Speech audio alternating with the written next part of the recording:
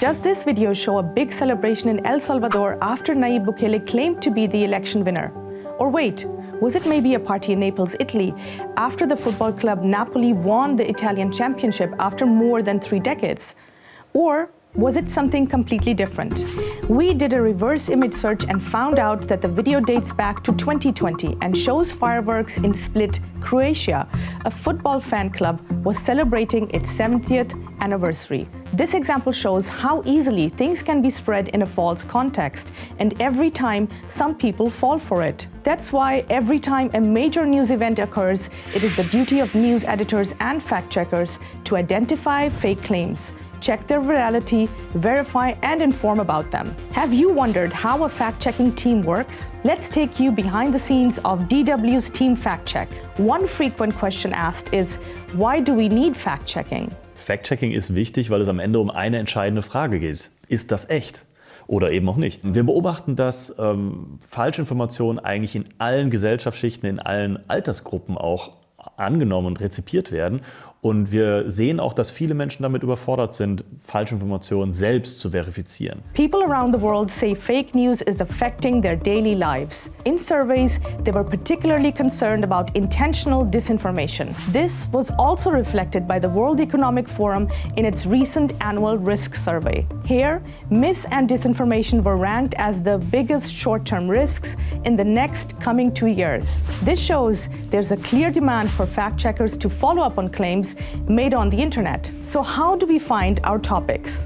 We focus on 3 points. The newsfeed, DW network, because DW is a big network, not only in terms of number, but also in terms of languages and departments. But we also encourage our audience that they should also let us know if they are somehow finding something in their network that looks like misinformation or disinformation. When it comes to the choice of topics, we look at everything, ranging from claims made by politicians and political parties to celebrities, as well as fake claims around news stories. Bei der Themenauswahl sind für uns 3 Sachen wichtig: Aktualität, Reichweite und Relevanz. Aktualität bedeutet, wir versuchen möglichst schnell auf die Falschbehauptung zu reagieren. Bei der Reichweite geht es darum, in welchen Sprachen zum Beispiel, die schon sich verbreitet haben, auf welchen Netzwerken. Je mehr ein Fake verbreitet ist, umso mehr ist das für uns das Zeichen, dass wir darauf eingehen sollen.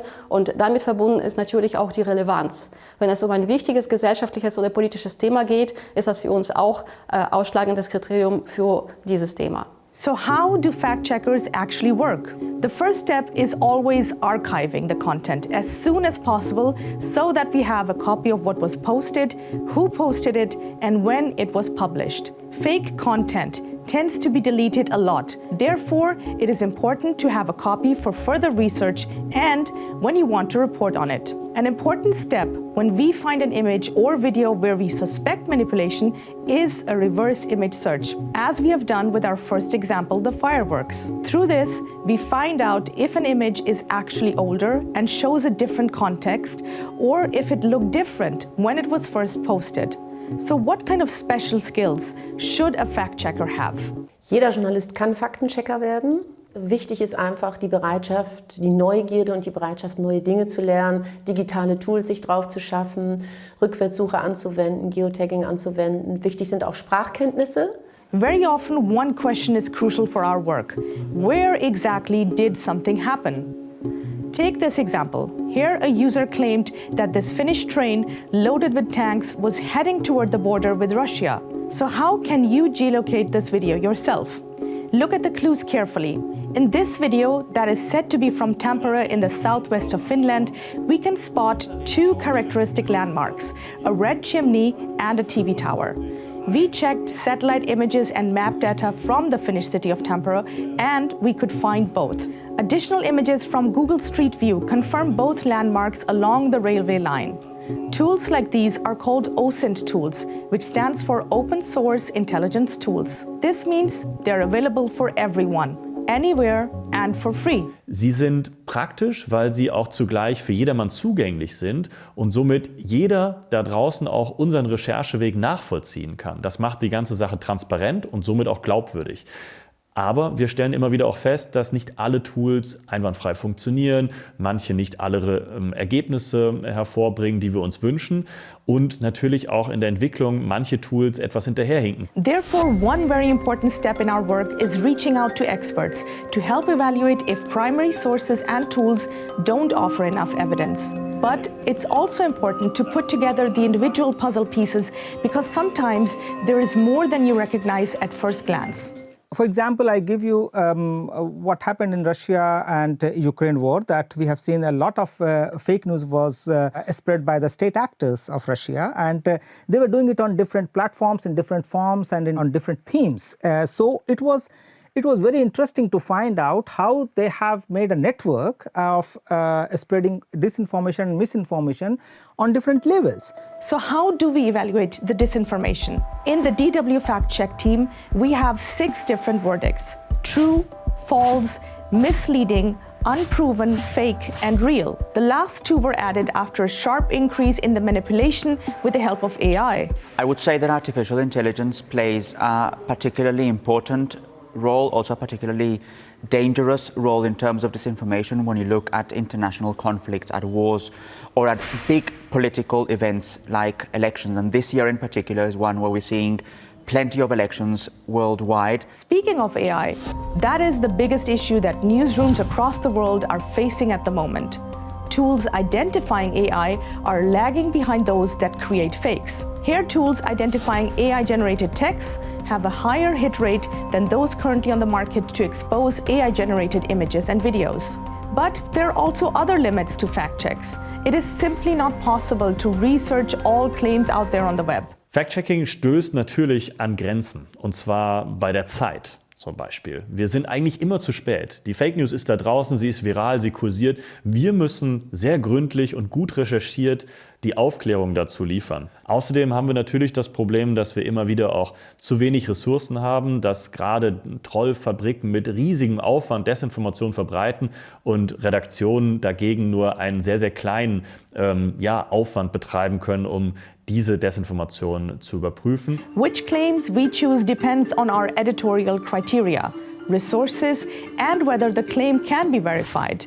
It is not possible, for example, to fact-check opinions, as they are subjective and often not fact-based. In recent years, mistrust in traditional media has risen worldwide. In addition, many young people now first go to social media channels when they want to check the news. But much of the content there is unverified, and not everyone has the digital literacy to check facts. And it's not only about us at DW debunking claims, it's also about us at DW helping people around the world to become fact-checkers themselves. When producing our fact checks, it is very important for us to be transparent with our sources and the way we reach a conclusion, so everyone can understand our work. In addition, we also produce fact-check content which is meant to increase the media literacy of our users and help people learn how to verify content themselves. Fact-Checking ist maximal nützlich, es ist auch sehr wichtig für eine Demokratie. Denn was bringen die Faktenchecks? Die widerlegen ja nicht nur Fake News, sondern sie tragen auch dazu bei, Argumente zu schaffen und Wissen zu schaffen, aus denen sich dann alle Menschen, die in der demokratischen Debatte teilnehmen, auch bedienen können. But despite all the work our team does, we also face hurdles. Natürlich werden Faktenchecker auch angegriffen. Sie seien einseitig in ihrer Berichterstattung oder würden gerade am Ende selbst Fake News verbreiten. Ich sehe solche Anschuldigungen eigentlich relativ entspannt, denn unsere Recherche und auch unsere Quellen sind stets transparent. And one thing that is often forgotten is the trauma journalists may face when covering breaking news events. Fact-checkers often have to view and verify graphic images and videos when they are fresh on social media and without any warning of what kind of content they may be viewing. Therefore, it is also important to establish guidelines on how to deal with such stories. Stories that relate to conflicts and to wars are particularly difficult for us to deal with because we very often have to look at images that are very painful.